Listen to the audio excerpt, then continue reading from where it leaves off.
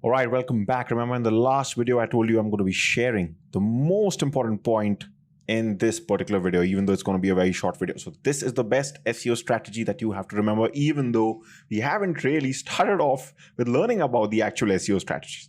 The best SEO strategy that you always have to remember is that it is to write great content that is worth sharing. The last two words are very, very important. Worth sharing. This is not just from a talking point of view or from using a words point of view. This is actually very, very technically important also, like I'll just be mentioning in some moments from now. But basically, you have to write great content, okay? And by that, I mean, I'm just giving you some important points here. Google loves long articles, pages with a lot of content. Usually, they say it should at least be above 1,000 words, okay? But a lot of good SEO people say that it has to be between 1,500 to 3,000 words. Even 5,000 words is fine, but this is considered the sweet range. And you can see these are not, this is not too less. You have to spend some effort in writing such an article, okay? It should be easy to read with, don't put too many paragraphs together. You have to leave the correct amount of spacing. You're writing this for someone who is reading.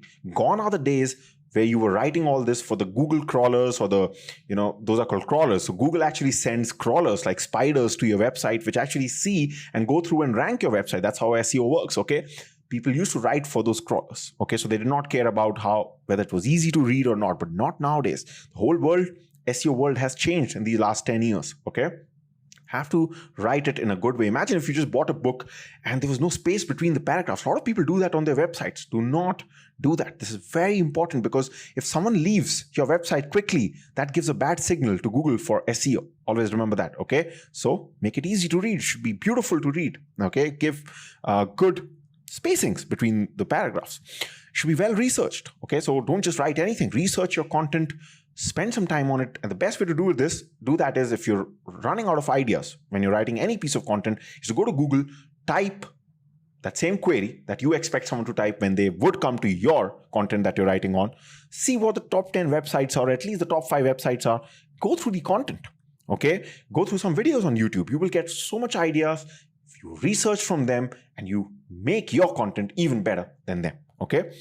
So it should be well researched. Solve the pain point. So don't put anything extra there. Whatever the person is searching for, your article or your page should absolutely solve their pain point, okay? So basically, we again come to this point. Great content. And again, I'm going to repeat this. It should be worth sharing. Now, the reason I'm emphasizing so much on this is because in the recent 10 to 15 years, SEO has completely changed, okay? Google has become very smart. So later on in this course, we're going to be learning about something called as on-page SEO and off-page SEO.